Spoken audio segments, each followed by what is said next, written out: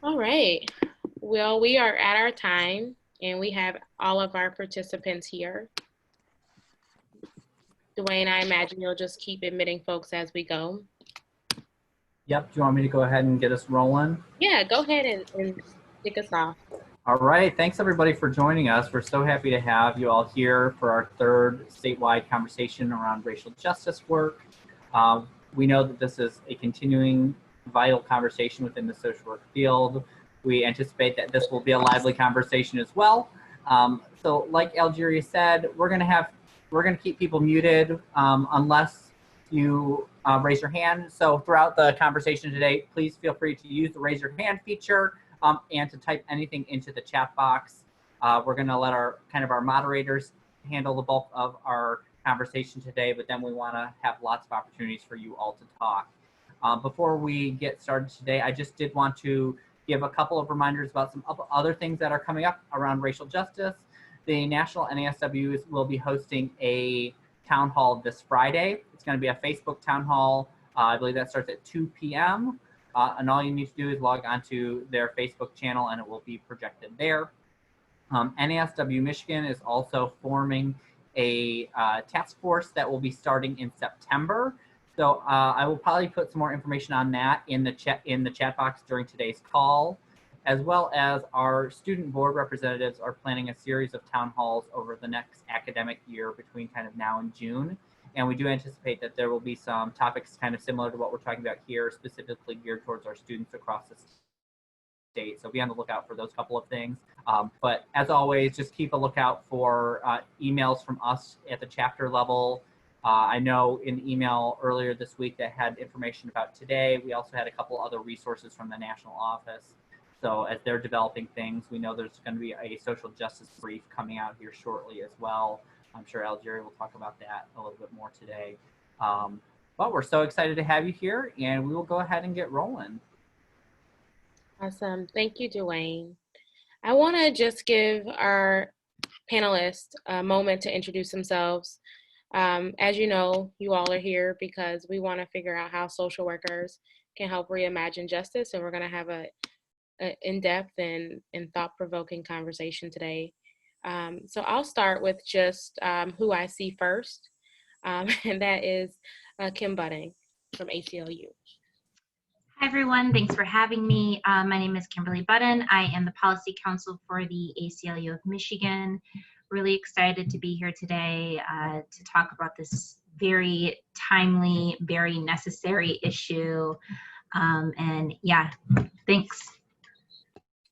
Thank you. And Derek Jackson.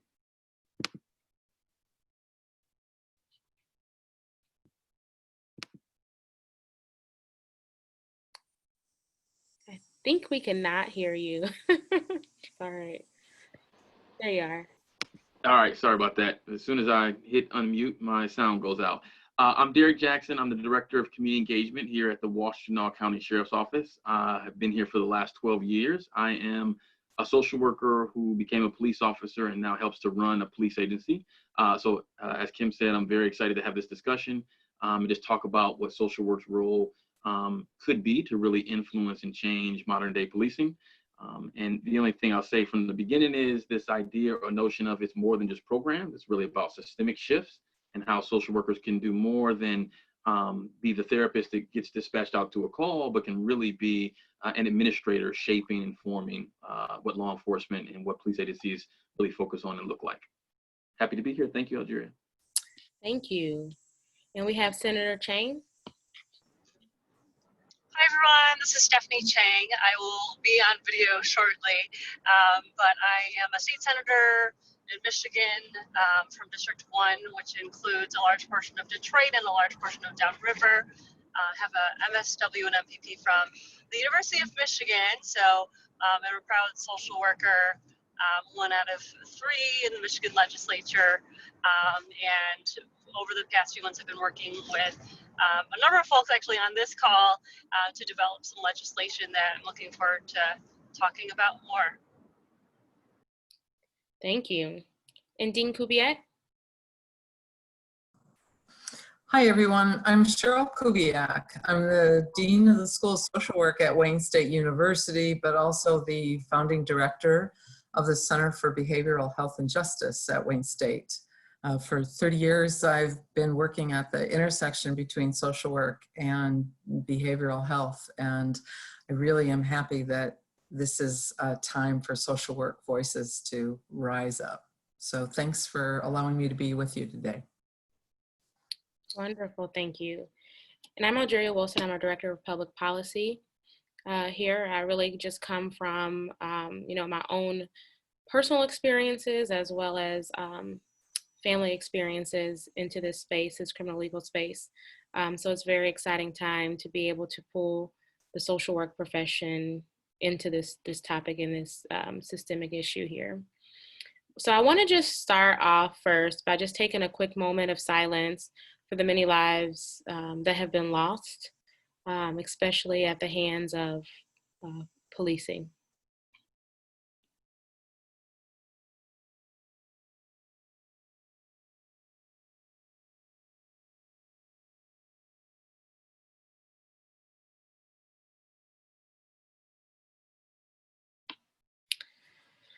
All right, so let's get into this conversation.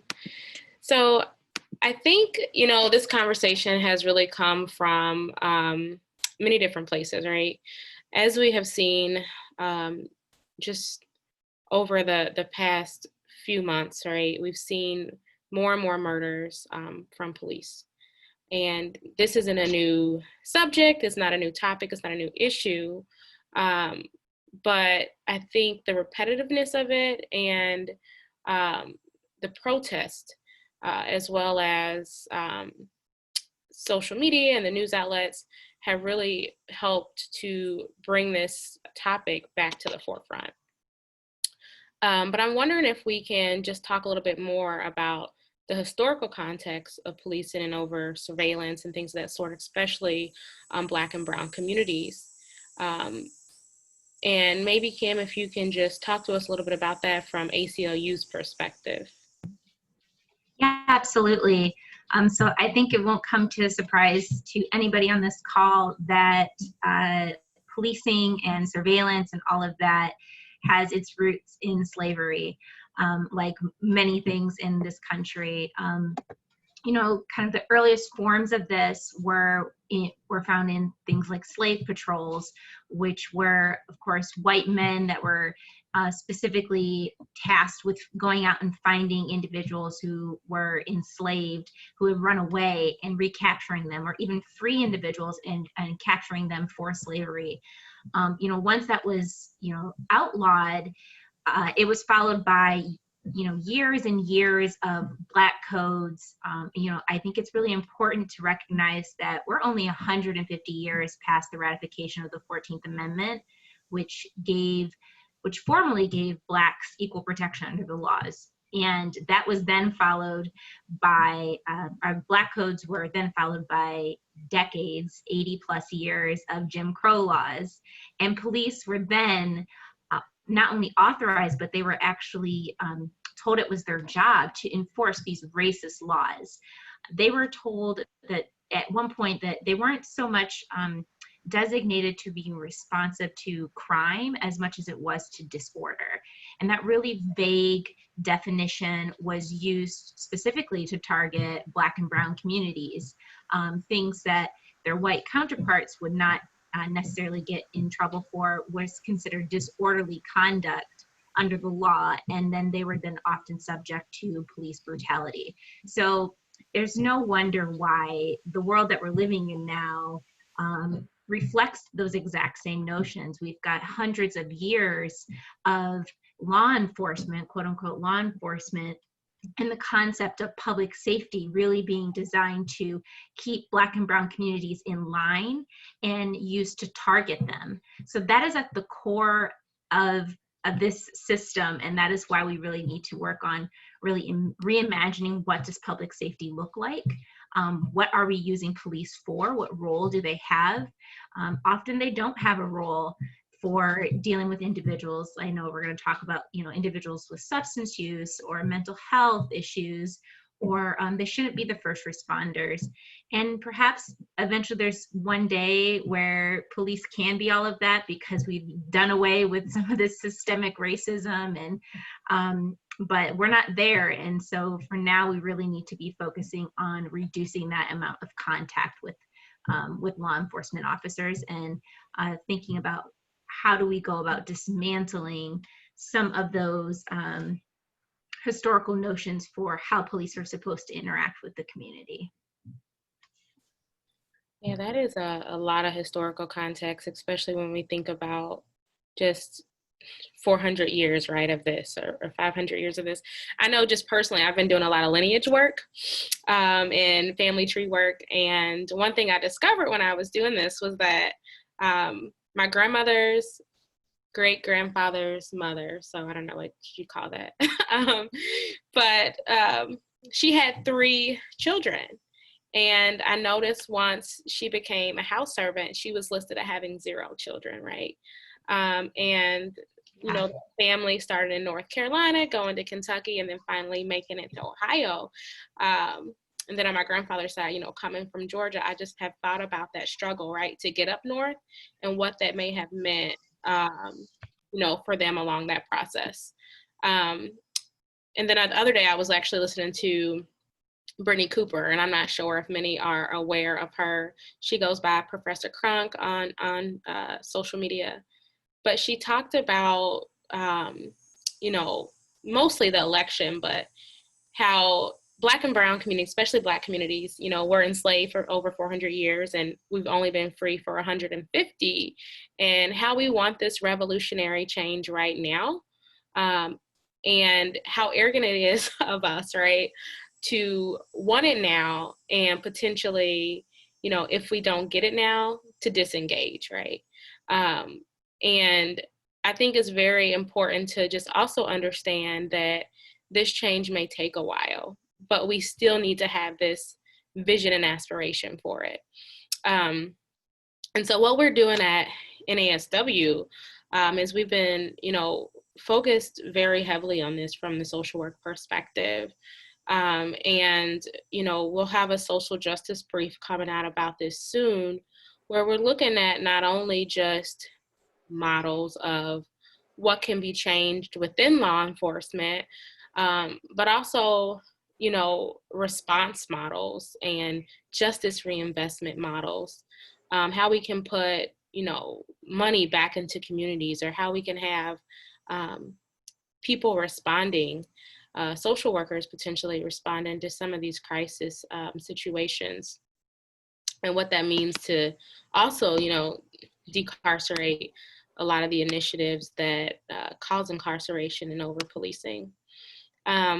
But, you know, there are a lot of different ways to addressing over-policing, and I think one way is certainly legislatively. So I just want to kind of give Senator Chang the opportunity to talk about, you know, what can we do legislatively, or what has been done legislatively in Michigan. And I know you've championed a lot of justice initiatives just over your career. And if you could maybe talk to us a little bit about that. Sure. Thanks again for the opportunity. So over the past few months, have been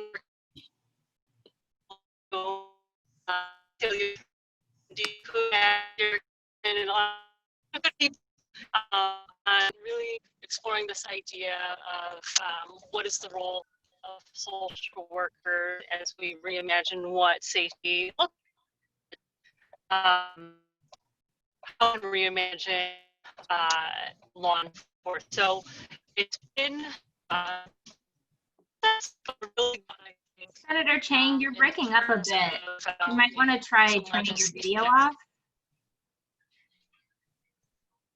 and maybe we can hear you better.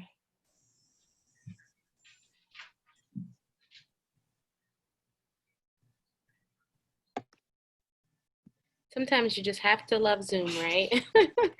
Technology. Whole meltdown yesterday is having a hissy fit today. Well, let's see if we can reconnect, or if she can reconnect and join us, and then talk to us a little bit about some legislative efforts. But I also want to talk about, until she comes back,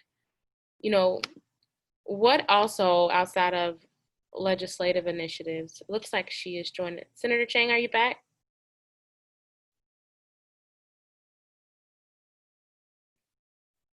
Okay. Well, let us know when your connection is a little bit more stable, and we'll come back to the conversation here shortly around legislative efforts. But we know that we continue to talk about the ability to change law enforcement.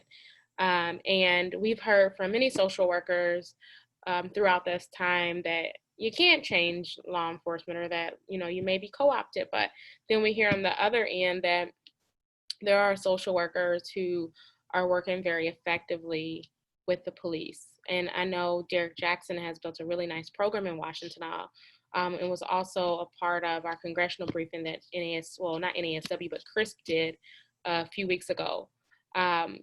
So Derek, do you want to just talk a little bit about what you've done and whether or not it is possible to create this internal change?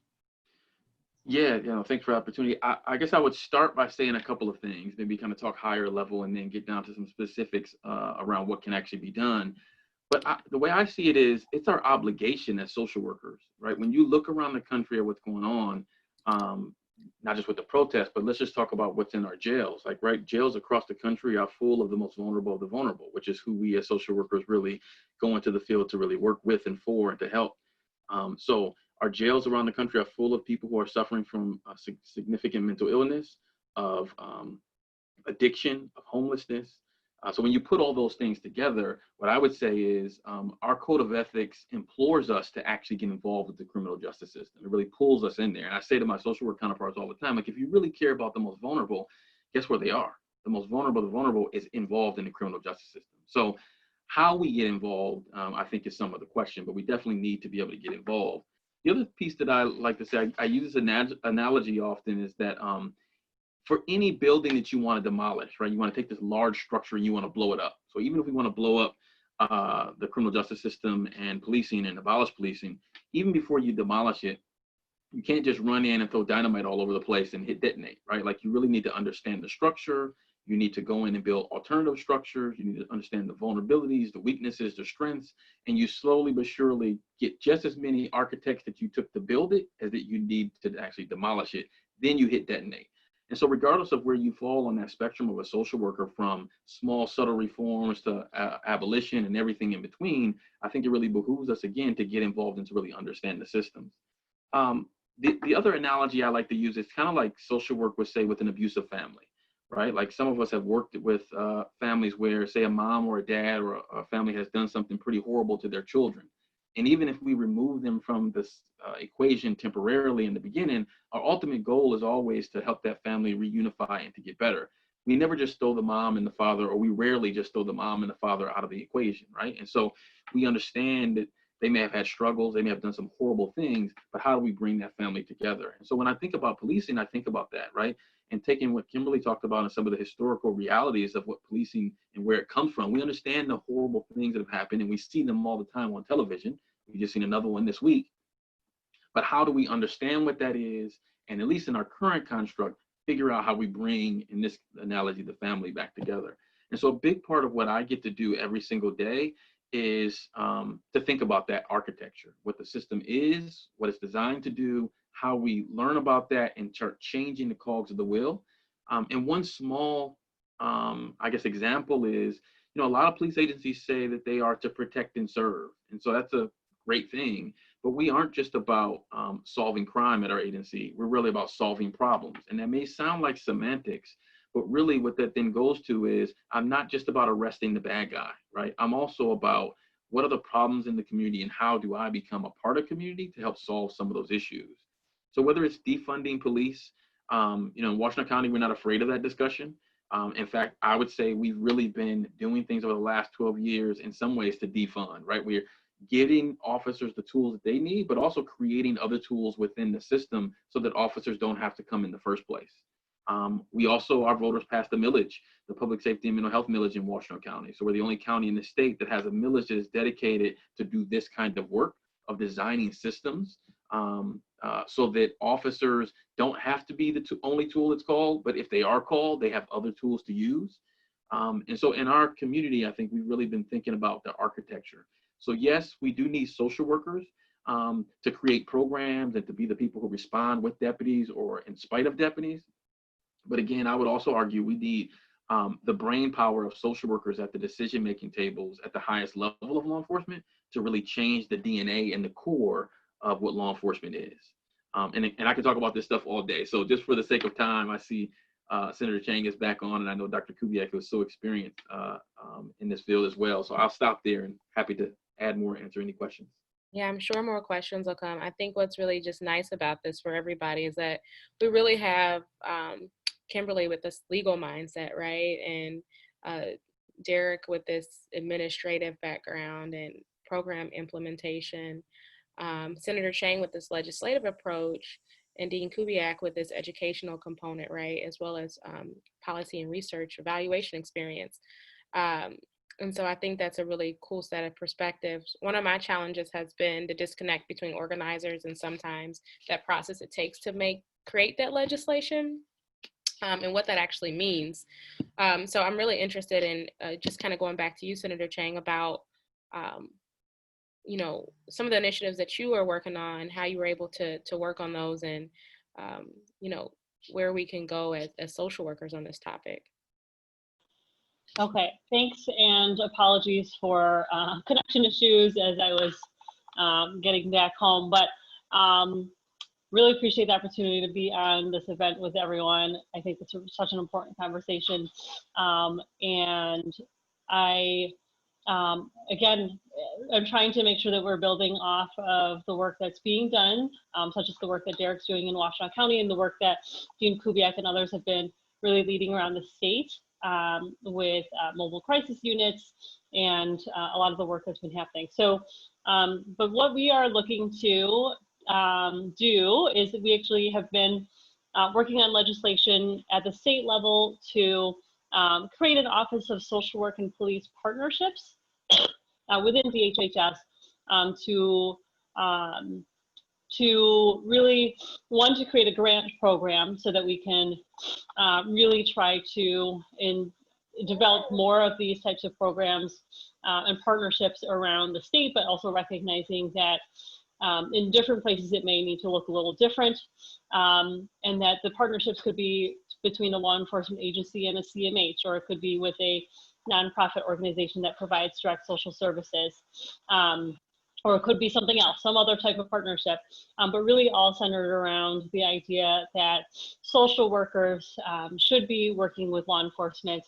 And in many cases, I believe, and I think that a lot of folks on this call would probably agree, is to actually be the one to be responding rather than an officer to a lot of situations, whether it is a homelessness issue or a mental health crisis or a substance abuse issue, and again, to really help solve problems, like Derek was saying, to get people treatment, to get people connected with the services they need, and then actually really allowing trained law enforcement officers to really focus on the things that that they're most best suited for in terms of responding to the most dangerous situations or other things that they are needed for. So so basically it would be a grant program, and then the Office of Social Work and Police Partnerships would help to develop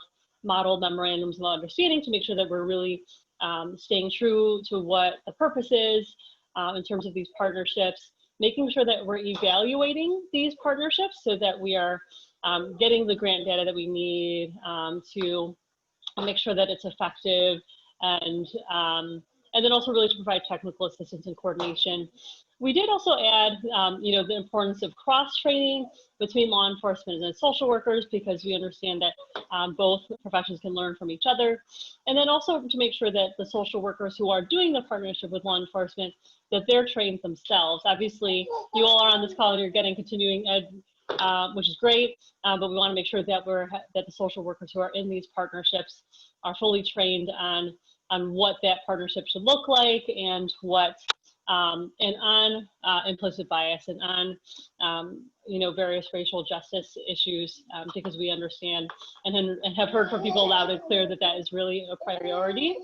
And what we also, okay, thanks, Sonia. What we also know is that it's important that we have a council where we have stakeholders and experts involved in actually helping to develop what the criteria should be for these grants, and what evaluation needs to look like, and all of that. So we are excited. This idea, we hope, will be rolled into a larger bipartisan bill package related to police accountability and policing more broadly, which is in the works and is quite a process, but we think that this is really key. And then we also believe that not only do social workers and people on the ground in our communities understand why this would work and why it's so important, but we also know that probably a lot of law enforcement as well would be supportive of these types of initiatives, because we all know that we have limited resources around the state, and also law enforcement understands very much that a lot of their calls for service are things that maybe they don't need to be the ones to respond to, and they want to devote their time to things that they're that it really should be a law enforcement officer for. So I think that we're hoping to get these bills introduced in the next month or so, and obviously look to hear more from you all, as things progress about, your feedback and how this can all work. But do want to just reiterate one last time that we recognize that there's been a lot of work around the state that has already been done in terms of these partnerships. And we also know that around the country, there's been a lot of social work and police partnerships that have worked really well. And so looking at a lot of that literature, how can we build on that, and how can we, sorry, Sonia, how can we create the best programs for Michigan? So thanks again for the opportunity. Looking forward to questions. Awesome. So Senator Chang talked about a lot of the efforts and work that's already happening in the state. And it sounds like there's just a lot of pieces to fit into this large puzzle to solve some of this. So I know, Dean Kubiak, you've led a lot of this work for a long time, and you've been one of the folks who, have been able to identify some of these issues. And I was just wondering if you could talk a little bit about the work and research and your experiences, with this topic. Yeah, thanks, Algeria. I often joke that I became a dean so that I could bring more awareness to this area, this issue, because for a long time, I think there weren't a lot of social workers who were in the trenches in this area. And I think that it's such an important area when we talk about risk and vulnerable populations. Those who enter our criminal legal system are among the most vulnerable for many reasons. And so I think that it's important that we're here. I think the work that the center has done has worked on diversion and deflection of individuals from entering the criminal legal system. So we start with the sequential intercept model, and we start with law enforcement, trying to say what other resources are there. And then we work with courts and jails, all the while trying to decrease the number of people who actually go into the system and are legally processed.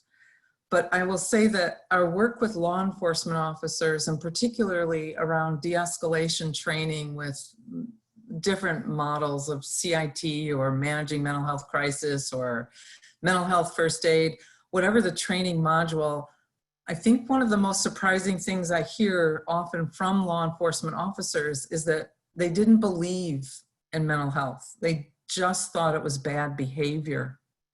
And I think we as social workers are much more able to recognize when there is a mental health issue, but in the end, we are at the same place of law enforcement of what are the resources in our community that help us get people the help they need rather than a lockup. Police often are frustrated because they don't know what to do and they don't know where the resources are or if there are resources available. So jail is often a really quick fix for people. And I think that we have to undo that. But part of undoing that isn't just that social workers are there to make different decisions or to help law enforcement make different decisions. We have to think about where are the resources for people to get help in our community, whether it's mental health, whether it's substance abuse, whether it's economic supports or housing. But those are all things that are reasons that people can end up being in the law enforcement attention. So I want to say that that's a really important aspect, and that's what we try to do. We're in 21 counties around Michigan right now, helping those counties problem solve those issues and look at how they can use their resources differently, because we say it's not a jail problem, it's not a law enforcement problem, it's not a community mental, it is a community problem, and it takes a community strategy to look at things differently. And I think that's the beauty of what Derek's doing in Washtenaw County, and what this bill by Senator Chang can do is help bring attention. But I also want to say that our schools of social work have to focus more at this intersection. So we put together a program that's a holistic defense, where we're pairing social workers with law students, and we're working in agencies like the Detroit Justice Center and the Neighborhood Defense Services, Neighborhood Defender Services, the Federal Defense Office, so that social workers become more comfortable with law and legal jargon and advocacy at those early stages, because we all know that once you get into the system, it's very difficult to get out. So I just want to put a plug in for all of us as social workers to advocate for that kind of education for a new generation of social workers. Thank you. Yes, legal jargon is something I definitely think that social workers, could benefit from. I always say that one of my first internships was at a public defender's office doing alternative sentencing, working with lawyers, learning that legal terminology at the intersection of behavioral health issues, substance abuse and mental health issues. And it was fascinating and eye-opening. And then also working to get people connected to community services. But I want to hear also, just like Derek, it sounds like you've done a lot of amazing work, especially around leveraging community resources. Can you share with us just how you've done that, or what that looks like for Washtenaw County? Yeah, so I guess I'll start with a couple of pieces.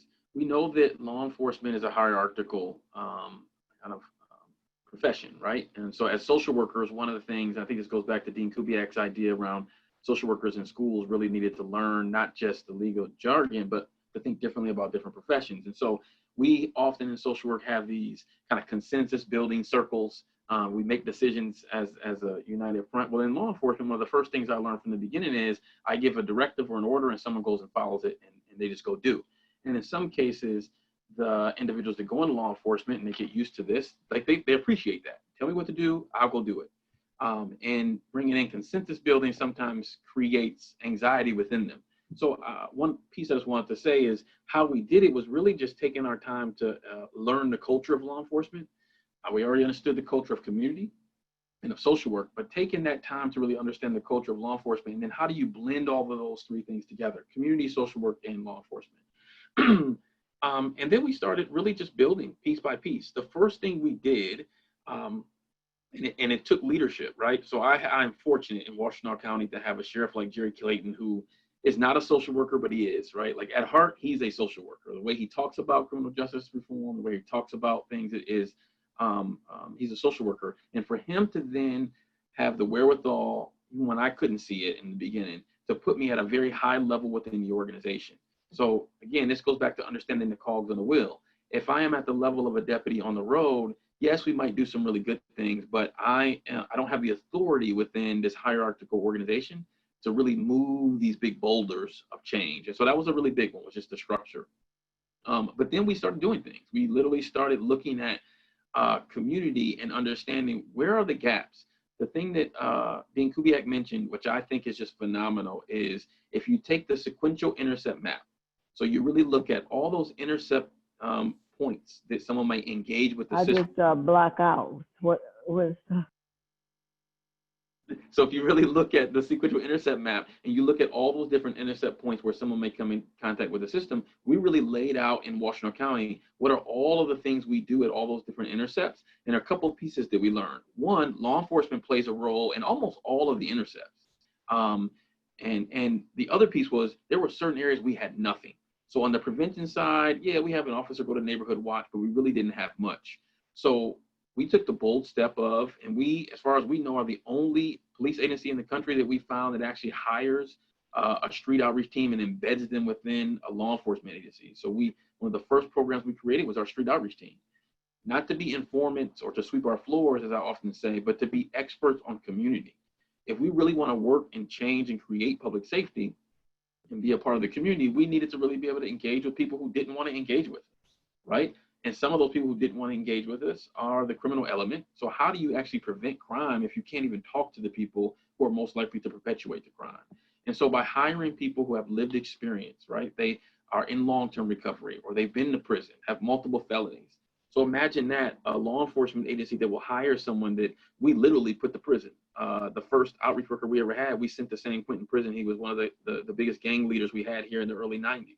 Now imagine him sitting in the office with the undersheriff talking about community and policy and how this particular plan might work or might not work, or how the community may see it. That was the first thing. That became our conscience on our shoulder for all things that we do in the future.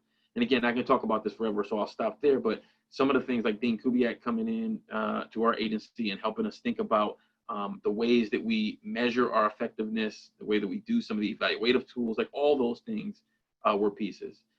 Now what you see officers who are trained better. And so although we may not want them to go to a scene, oftentimes they still are the first to get responded to.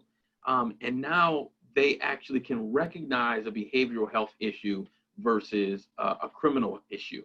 And just that differentiation means that officer on the street is going to deal with that individual differently. Yes, now we have places where we have social workers who trained with officers, now ride around with officers, and now an officer can call 24/7 and say, hey, this is really a mental health issue, can you show up? Yes, we have an assessment center, so people can go to an assessment center for 23 hours versus going to a jail. So we have all these tools now that we've put in place, but it fundamentally began by us making a commitment to really understand and embrace social work values within the criminal justice system, and then intertwining those two things together. Awesome. So what about the other side of this argument, right? Which is abolition.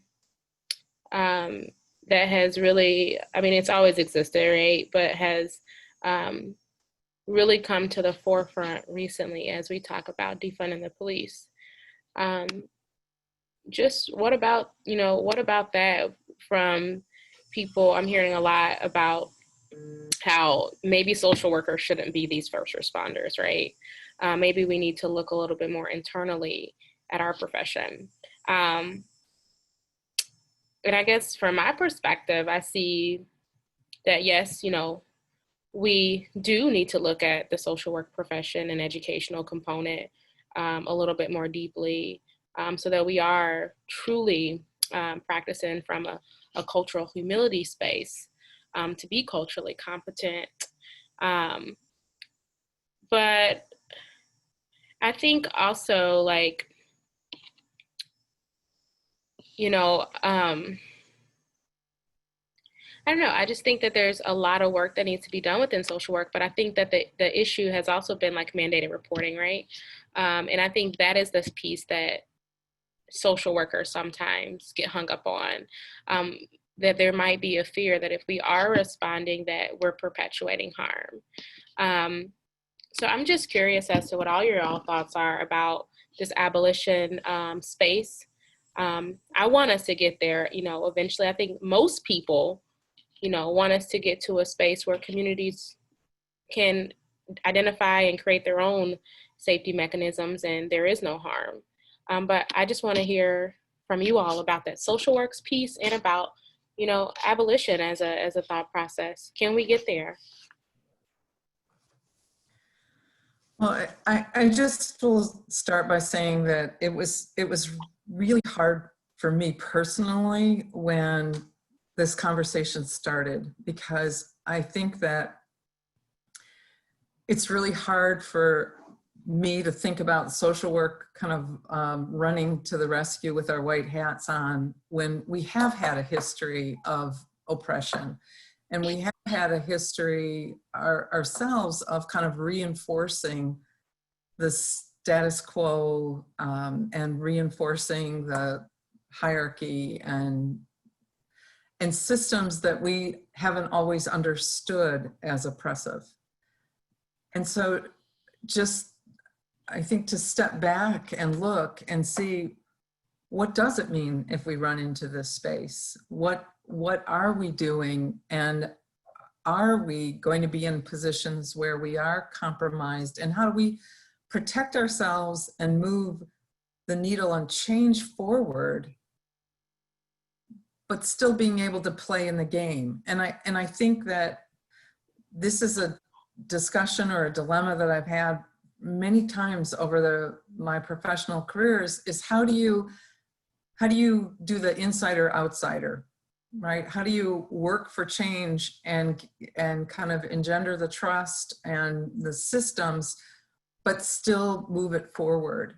And so I think we all have to kind of come to a place or a piece about that.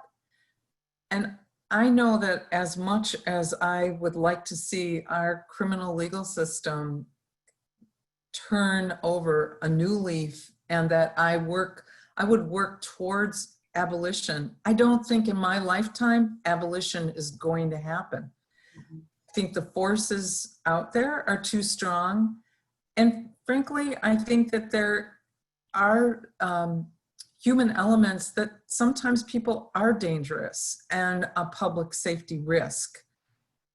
I think it's minimal compared to the numbers that we see locked up, but I don't see that this system is gonna go away in my lifetime. So I think it's my responsibility to try to divert, deflect, and prevent people from going in by any means necessary. But I also feel like I can't be like social workers can do this without recognizing our history and what we need to be aware of and how we need to listen at this moment. And I'm sure that's true for many other professions, right? Like, there are a lot of professions that were created out of other forms of oppression. From my understanding, you know, the psychiatrists, right, and that movement, or that profession, the medical profession. So there are a lot of other professions that still need to do their own work, right? As we talk about this larger space and we talk about mental health and we talk about policing and things of that sort, there's just a lot of work to be done.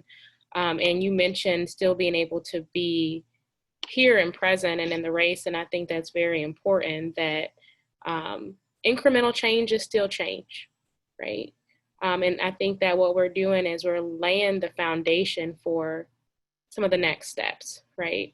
And I think, when I think about Black and Brown communities and the struggle of ancestors who are enslaved, like, they didn't do this work necessarily for themselves. Like, they did do it because they wanted to be free, right? But they knew that this freedom would be for their next generation, like for their children, right? And so I like to think that this is some of the stuff that we're doing now, is setting the pace and platform for future generations to maybe be able to reach that space. But any other thoughts on that space and some of these conversations that are being had from the Can I have a question? Sure. Can I have yeah, I'm a retiree from school social worker, and I work with a lot of kids. It's been on my mind lately when I hear abolition and I hear defunding. It just means so many different things to many different people. Some people get it the wrong way, that we need to get rid of the police in all situations and let the social worker handle this. I don't know. I cannot personally be in a situation where it's domestic violence and I be able to handle it. I know we're going to have a very excellent program to train social worker in a situation when they need to restrain someone. But my question here to why we need to use, why can we say reform police, and that will be more unifying than say abolish the police? Because we still have situation where there is very high risk, harm could happen to others, to people, that we do need somebody to restrain individual. And, that word itself is so, I don't know, I feel like reform the police is so more appropriate versus defunding. What do you think? I mean, are we really be able as schools, as social worker in the future, to really abolish the police and be able for us to handle it, all the situation? I mean, we're going to get to that space and time, you think? That's a really good question, and thank you for asking that. I think I want to, open the floor a little bit to Derek and Dean Kubiak, because it sounds like there's an educational component that needs to happen in response to her question, as well as maybe if you could talk a little bit about what some of the social workers are doing, again, Derek, in Washington now, as they respond to some of this. Whatever you want, I can chime in too later. Yeah, please. So, I mean, specifically to the question of abolition, often what I say is, even if we're all working in that space, to Dean Kubiak's point, we are where we are currently. And so how do we jump from where we are to abolition? Seems impossible. So there are these incremental steps to be taken. And so even if we agree that that's where we all want to get to, the reality is the police aren't going away tomorrow. We didn't get here yesterday, and we're not going to be out of this tomorrow. So it is a long kind of marathon process. And just speaking about the language, I think this is also, again, where we bring it back to social workers. Aren't we really good as social workers at understanding our own personal bias, and then helping communities to understand bias, and really playing the middle person, right? And helping the community have these very difficult, hard discussions, or helping families or individuals really have discussions with themselves. And this is what I mean by, yes, we need the programmatic social worker, but we also need the social worker to think about these larger systemic issues. And dealing with police reform doesn't mean you got to work at a police agency. I would say, though, I've gone to a couple of things, just been in the audience where at one of my alma maters, I won't say which one, we're doing a thing on police reform, and there was no one representing law enforcement or criminal justice or police on the panel or on the questions. And I'm thinking to myself, like, how do you pretend or expect to change policing if you're not really engaging with the current structure, right? It's going to be very, very difficult. And so I think that a part of what we really need to do is to have these discussions. Like, how can we as social workers talk about defunding, abolition, or reforms? And I guess the questioner's question is really important because I see it, right? I sit in the middle of community, my social work friends, my law enforcement friends, and how they hear the words are very, very different. And so how can we as social workers be in the middle to help people understand what defunding really means? When I first started saying, well, we've been defunding for years, some of our deputies are looking at me like, well, what are you talking about? Well, really what we're talking about is, as the police officer, you've been telling me since the day I got here that your number one call for service that you go to over and over and over at the same house is the mental health person, the person who's had a mental health crisis, and you don't know what to do and you don't want to go there. Well, what we've been doing is designing systems so you don't have to be the person to go there. So in my definition of defunding or reallocation or looking at the sequential intercept model is really creating all these different steps. And so when the deputy hears that, they go, oh, I get it. But if we're not in the middle having that discussion, then you have Blue Lives Matter, Black Lives Matter, people saying that, and it's like a ticking time bomb waiting to go off. So again, I think that's just another role for social workers where we need to be involved in this discussion. It's really to help translate for people and bring people together versus only being the people that build a wall and kind of keep people apart.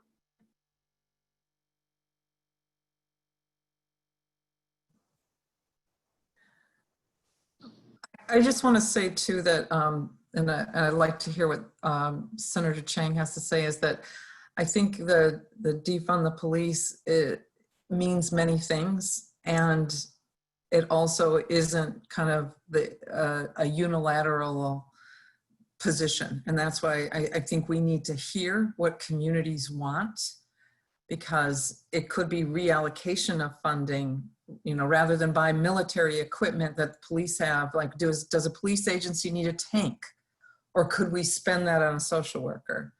So I think that there's different levels of this conversation about defund the police. And I think Kim, the ACLU, has also been kind of like a good spokesperson for this. So I think that we have to understand that there's various meanings behind that term, that it doesn't necessarily mean abolish the police. Well, can I ask something? Then what is I feel politically, I don't want to say or something, is something it's really, I feel it's not right. I don't know, when we say abolish the police, a lot of people in my community say, what?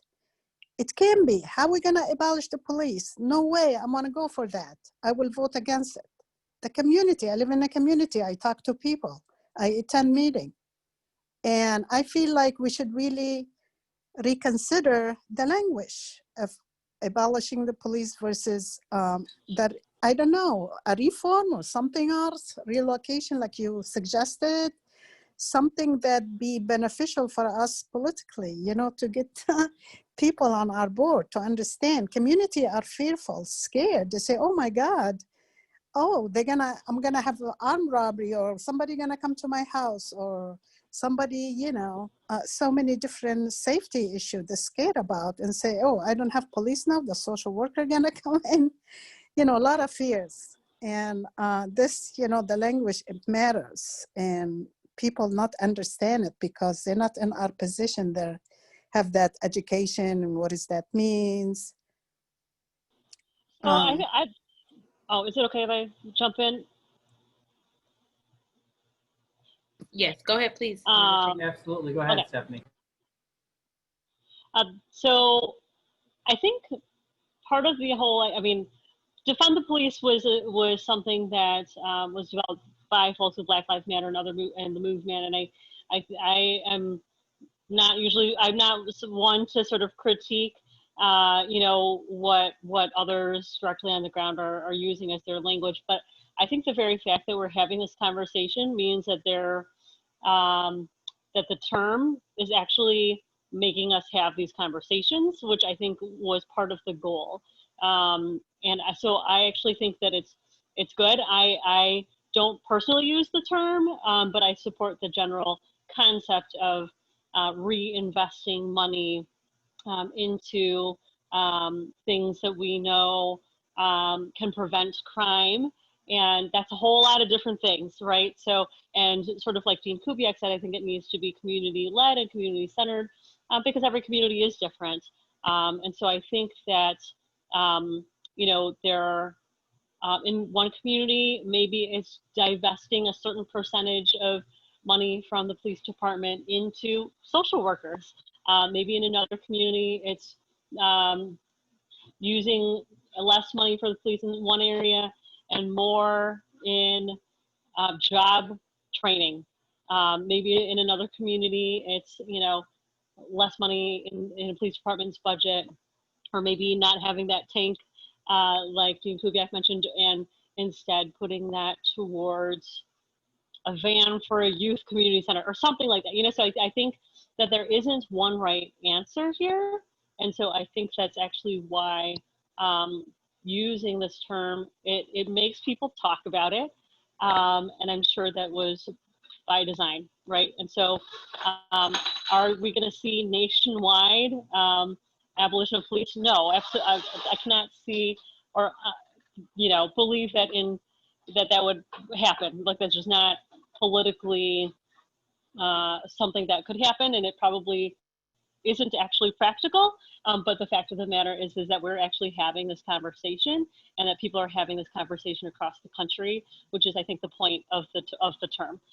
So for me, I'm very much in favor of figuring out how we pay for things that we need to fund. I mean, the fact that we're still completely underfunding education, that we don't have affordable housing. You know, there's so many things that I think that we could be addressing. And so I think especially in Detroit, when you look, and I don't have the numbers in front of me, I apologize, but the large amount that we spend on police versus the amount that we spend on our health department, for example, that's something that people have been throwing out there as a comparison.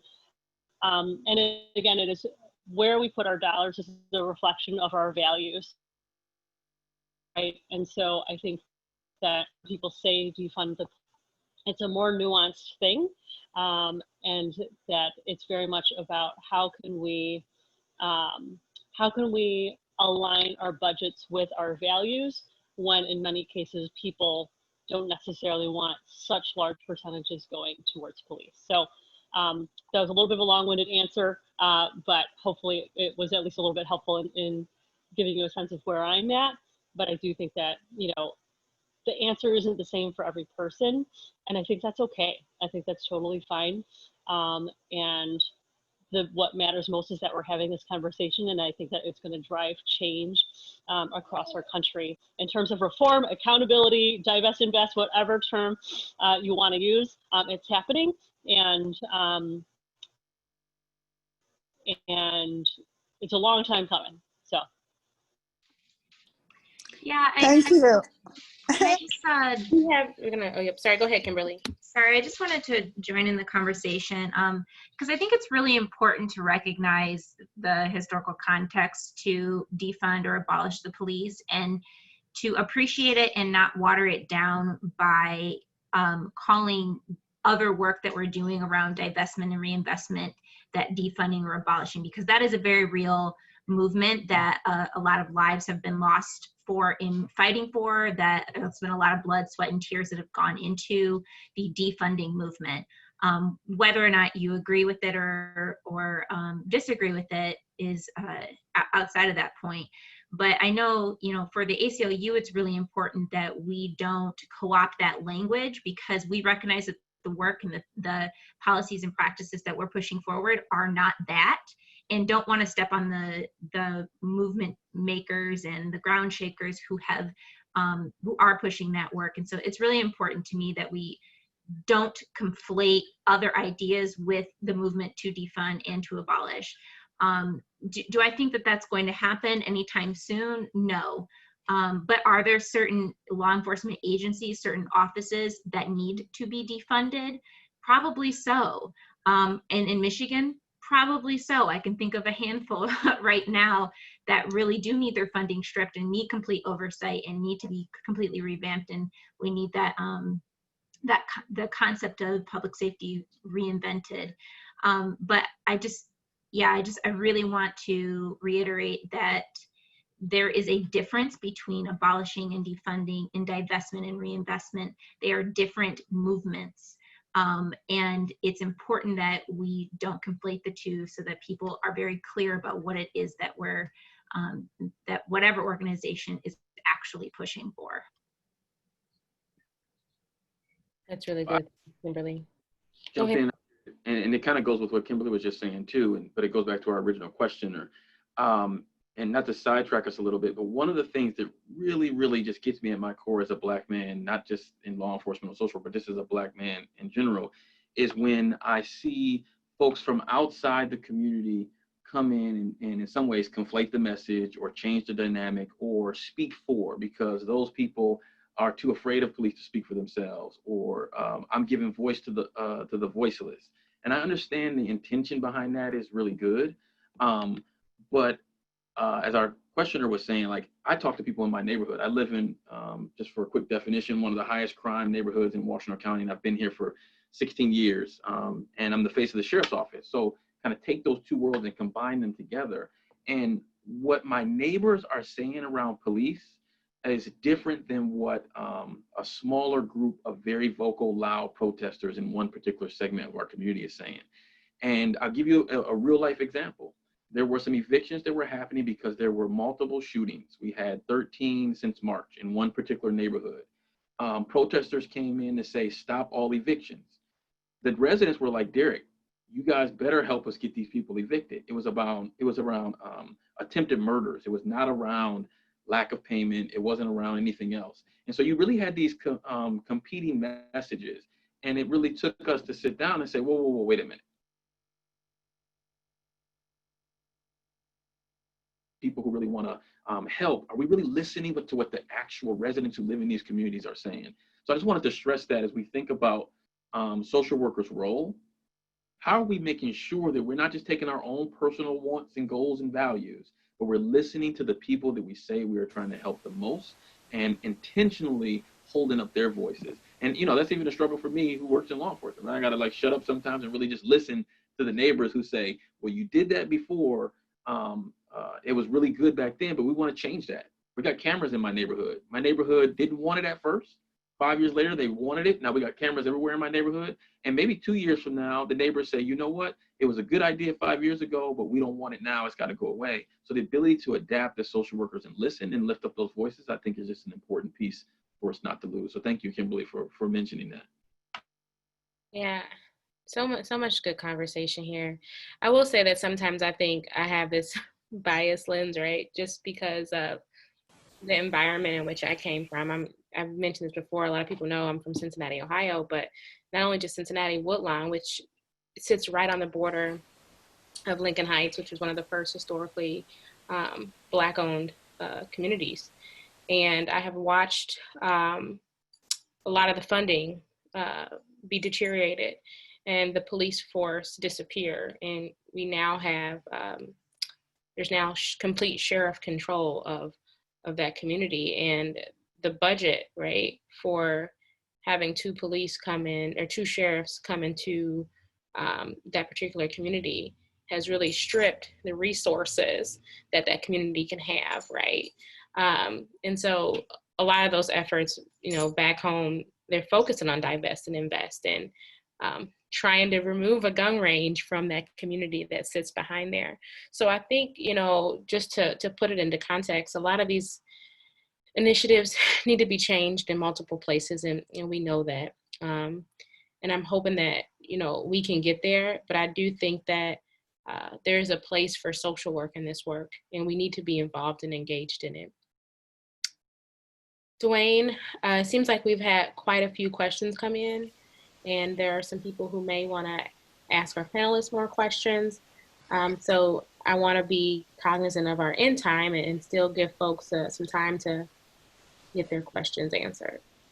Yeah, great. So if folks have a comment or have a question, please feel free to use the raise hand feature, or if you're on video, feel free to raise your hand if you can't find the raise your hand feature, and we're happy to unlock it for you, or you can type a question into the chat box for you.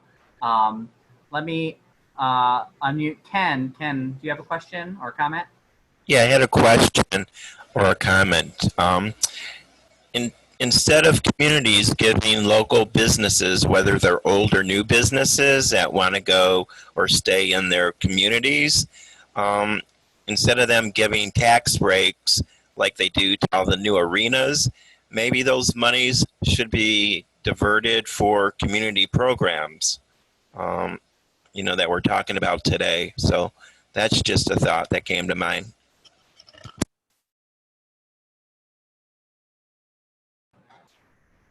Yeah, Ken, I think that follows along the lines of how do we reinvest, where as social workers, we know it's all about follow the money, right?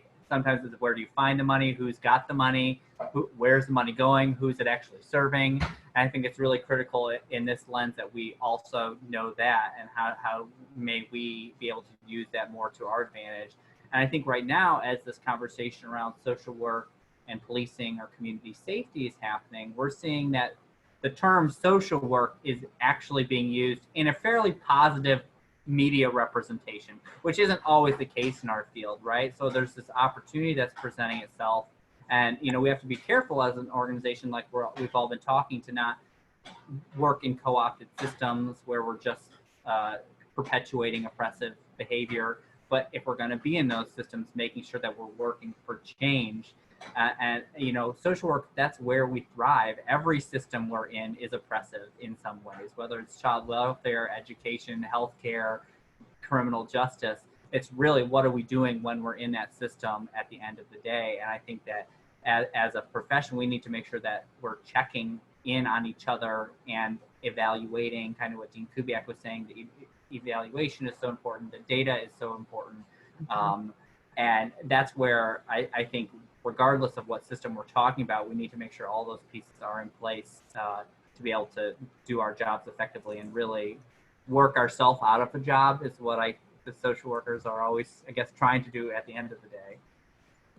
Yeah, speaking to that piece around like community resources, and I think we're gonna do some conversations around like economic development here in the coming months. But one thing that, I have really been interested in, and I don't think any of us can probably answer it here because it's not our particular sector, is but about trying to find other ways to invest in communities and build capital and build economic development within Black and Brown communities, and how to do so outside of governmental resources.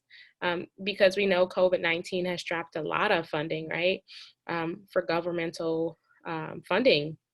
And so what are some other ways that we can find money to invest in communities, to trust them, to listen to them, to say, we know what you need and here's money to do it, right? So that's just been heavy on my mind. I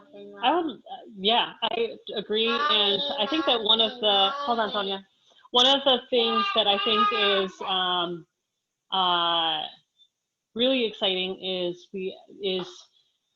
learning. We're learning about this model called justice reinvestment. Some of you may have heard this term before, but basically what the concept is using savings from various criminal justice reforms to reinvest in communities. And so actually a number of legislators and I were on a meeting earlier today with some folks from Colorado to learn more about their model and the legislation that they had to, over the period of, I think, 4 or 5 different years to enact something. And so basically the idea is to actually use savings from criminal justice reforms and then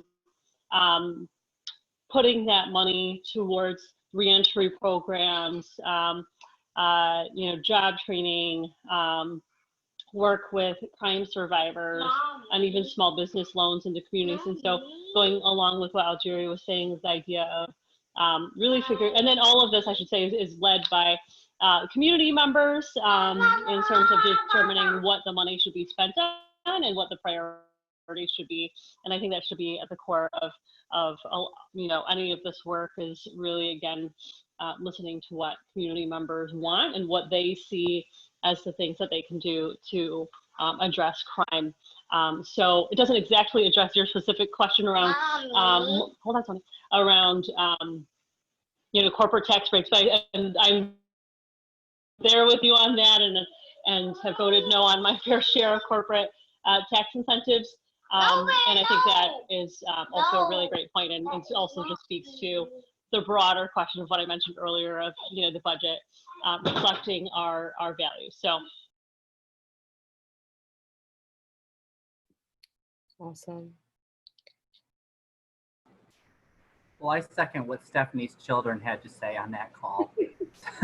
The fun things about Zoom meetings, right? We get that intimate look at everybody's life. We had a lot of opinions on this topic too. But one of the comments that came in from Patty was the need to make change in how police behave and are allowed to treat Black and Brown communities without consequences. I'm wondering, both Kimberly and Derek, what you've seen at play in terms of education and training, and how maybe social workers can help support that or be a part of that potentially in the future.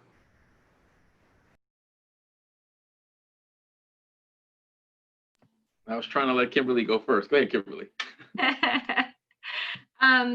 Yeah, sure. So certainly education and training doesn't hurt. I will say that there is mixed reviews on the effectiveness of things like implicit bias training and its ability to really reduce things like excessive use of force. But it certainly doesn't hurt, right? I think the more self-awareness people have about where their blind spots are, the better it is. At the end of the day, it certainly does come down to law enforcement officers are put in very complicated, difficult situations where they're asked to make split-second decisions, right? And any individual that's in that type of situation is going to rely on their prior experiences, and they are going to do things like stereotype. It's a flight or fight response. That's just psychologically how our minds work. And so I think it starts well beyond a person becomes a law enforcement officer. This starts with how we're raising our children, how our communities are choosing to invest in themselves, are choosing to invest and show what things are important and what things are not, how we choose to frame Black men and the visual aids that we provide to children and to all people. It's more than just training somebody once they apply to be a cop. At that point, you're almost a bit too late. But again, certainly it doesn't hurt, and it's important to do training. I think continued education is always important, and can certainly be helpful, but it can't start there. You know, one of the ways that I think about this is, just remember going through social work school, we spend so much time on exploring our own bias, learning about ourselves, cultural competency, those things. Imagine if we just injected a small amount of that into the police academy or in law enforcement. So Kimberly's right, that's not, it's not gonna change everybody's outlook on the world, but it can help a little bit. And so part of what we've tried to do is create this system of trainings. I often like to say, if you want to see what your police agency cares about, look at the training budget. So if you look at your training budget, you spend 90% of your training dollars on how to drive fast, how to use force, and how to shoot. Well, guess what? I've just built up all the tools that when your adrenaline goes up, you're going to naturally revert back to. I've just really taught you that force is what I really want you to use in a stressful situation. What about implicit bias, procedural justice, verbal de-escalation, managing mental health crisis? What if I give you all these other tools that now I'm helping to build up? So when you look at our training budget, we're getting closer and closer to 50-50, right? Those really high impact, but you don't use them very often, like significant use of force. But what about those tools that you use every single day, like verbal de-escalation, but they're not the kind of big sexy topics that officers like to train on? So when you start to really balance that, now I'm starting to give my officers the tools in their tool belt to where they can actually use it. And we've seen it in our case around managing mental health crisis. We had a gentleman who was a former NFL player who was having a mental health crisis. He was nonverbal. And when you look at the video, it looks like he's charging at an officer. Well, the officer could clearly tell that it was something around a mental health, right? It wasn't a behavioral thing. It wasn't aggressive. If you don't know and you haven't had even some of the basic training, you might look at that as aggressive behavior. And you get a 300-pound offensive lineman rushing at you, you might pull your gun, think it's a threat, and shoot. Versus back up, keep distance, there's no rush, like all these things that a lot of what Dean Kubiak is working on around the state, like teaching our officers that so that they at least have some of those skills, those tools in their tool belt. So I think the training does go some places, but belief drive values, drive behavior, right? And so if your core belief is one thing, we can do some of those trainings to help maybe change some of those beliefs, to get to what your values are, to change your behavior. But ultimately, we don't just want to check the box training. We want to change those values that people have. And that, as we know in social work, is not an overnight thing. It's a difficult thing. So it goes to the kind of people you're hiring, the kind of competencies you look at. So it's beyond just training. So now us having residents or civilian staff on our hiring committees, so that someone who doesn't know anything about law enforcement is sitting there helping us make a decision around, is that a good deputy or a bad deputy, right? Like, those are some of the things that get even before training to get to some of the behaviors, competencies, and values that people come in the door with. Such great responses. I really appreciate those. Absolutely. I'll turn it back over to you, Dwayne, for any other questions that people may have. Well, I think going off of that last comment, Brandon had a good comment in the chat box. We can't forget the important lesson of the Stanford prison experiment, what it taught us. Power consumes us quickly. Then we have the compounding effects of racist systems and socialization in a racist society. So many intersecting factors, right? I think that's, again, where social workers can play this critical role, because really we should be looking at those intersecting factors constantly, regardless of what kind of our client base typically is. And it's so important to look at all of those different pieces. I see Erica, you opened up your line. Do you have a question or comment? Yeah, I just wanted to kind of build on what Kimberly and Derek were saying about, training, and it can be too late once somebody is attracted to the law enforcement profession. It could possibly be because they want that power and control. And so, we need to definitely screen out those individuals that are not in law enforcement to help people and to serve their communities. And we need to eliminate bad training. I think a lot of us have maybe read the article that was circulating several weeks ago about all cops are bastards. And it was written by a former police officer that said they were basically trained, it's an us versus them type of situation. And certainly if officers are trained that way, they are going to see citizens as a threat. So that is something I just wanted to mention. Also, our Ingham County prosecutor was in the news today for declining funding for her reelection campaign from the police union. And I think as social workers, if we are looking for a macro project, that's something that we could take to our county prosecutors and say, do you have this conflict of interest with the local police union? And if you are accepting money from them, what does that mean if a police officer is accused of use of force or worse, murder? Are you going to prosecute those cases? So I just wanted to mention those couple of comments. So great points, Erica. Just two quick things. I'm glad someone brought up prosecutors. There's a reason that technically they are the chief law enforcement officer in the county. People assume it's the sheriff. It's not. It's the prosecutor. That's a huge piece.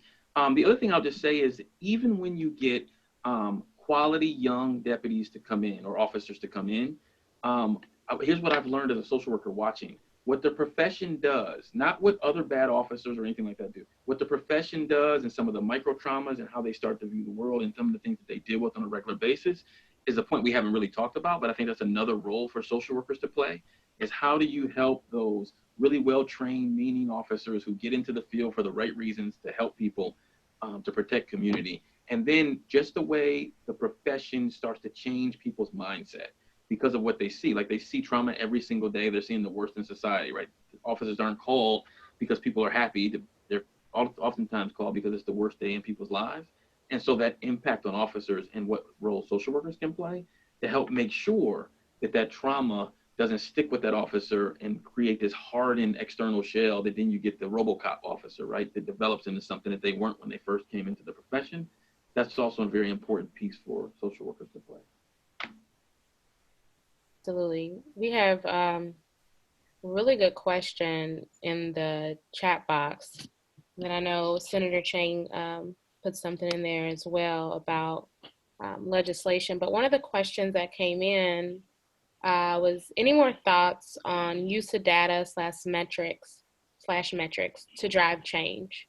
What would those benchmarks potentially be, and could it be performance-based So Dean Kubiak, I know you've done a lot with data and research and things of that sort. So I'm wondering if you might have any thoughts on this question. So I'm just going to give you some data from 2 training projects that we worked on, because I do think that change is possible. So one in which we were training law enforcement officers in de-escalation techniques around mental health, and also providing them alternatives to jail. And so what we found was that we looked at 2 years with the training intervention in the middle, and police behavior changed after the training, and such that they took people to a crisis center when a crisis center was available rather than jail. And it was 30 times more likely that they would take someone to the crisis center versus jail than what would have been predicted by the year before. So that it demonstrates that with training and resources, you can get police to shift behavior. We also did similar training of corrections officers inside of a county jail, and we trained them with de-escalation technique tools. And we found that, you know, they send in these what's called cell extraction teams, and they're like law enforcement officers who come in like riot gear to remove someone from a cell when they're resistant. And we found that after this de-escalation training of all of the officers in the facility, though the need for the cell extraction team went down 50%, because the other officers knew how to talk to people. They knew how that it's not that you want to get loud and aggressive when you're talking to somebody who's in crisis. It's how do you be calm? How do you take this situation down a notch rather than escalate it? And so I think that these metrics and this performance-based metric idea is an important one, because we can demonstrate if an intervention actually changes behavior or if it doesn't. But we've got to be willing to invest in both the training and the metrics to measure if it worked. So Kim's point before about, we hear a lot about implicit bias training, but the data doesn't always support that it changes behavior. And that's what we really want to see, is behavioral change.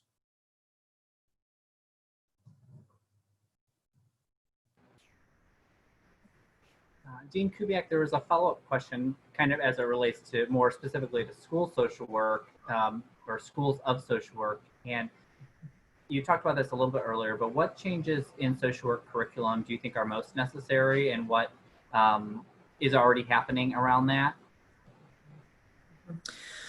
I know it's tough, and I learn this more every day with how schools of social work are structured to meet accreditation standards, because there's so much material that's required that it makes it difficult to infuse elective classes. But I think that we have to start talking to social work students about understanding the criminal legal system and how to advocate for people at every single point in that system. So it matters when you're talking to law enforcement officers that you understand their language, you understand their process, because then when you can enter into that process, then you can say, here's an alternative. It matters how you talk to a judge. It matters what you say in a pre-sentence investigation report. And I think that we've done a lot about training, but many times I find social workers don't know the difference between probation and parole. They don't know the difference between a jail and a prison. They don't know the difference between bond and bail. It's like, these are important points that we can advocate on. And the earlier we advocate for individuals, the better off we're going to be. I also think that sometimes we have to be able to teach social workers about a language that they can use that doesn't shut doors before they open them. And, you know, I'll just give you an example for the right or wrong of it. We were working on abuse, sexual abuse of women inside of prisons and jails. And I remember we had someone from the DV community come in and they were talking about survivors, survivors, survivors. And the law enforcement and corrections officers and jail administrators, and they had no idea who they were talking about, because all their lens said is these people are offenders, they're inmates, they're convicts. And there was no attention to bringing people around to a common language. And I think we have to be conscious that the language that we have as social workers is not a common language that is built into the system. So as we're talking, we have to make sure that people understand what we're talking about and who we're talking about. So I would love to see, of course, electives. I think our holistic defense program is one of those opportunities to span different boundaries. But most schools that I know of, they have a juvenile justice course. They may have an adult criminal justice course. But to talk about a class on interventions across the sequential intercept map would be a wonderful course. And we've got to start infusing those inside of schools of social work.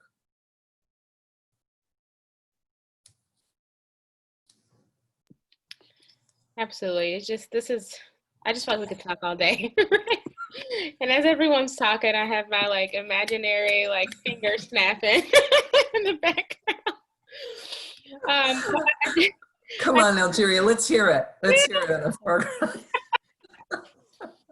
But I do want to thank everybody for the time. We're getting close to time, and I want to be cognizant. And I think, you know, this conversation can go on for a long time. I know Senator Chang is continuing to focus on legislation. I know Kimberly and Senator Chang, they've done some Know Your Rights conversations, and I think those are important too, to continue to tune in on, to stay in touch with universities and see what some of the best practice models are for law enforcement training and integrating, working into you know, police departments and sheriff's office and things like that. So I just want to remind folks to keep an eye out for a few things.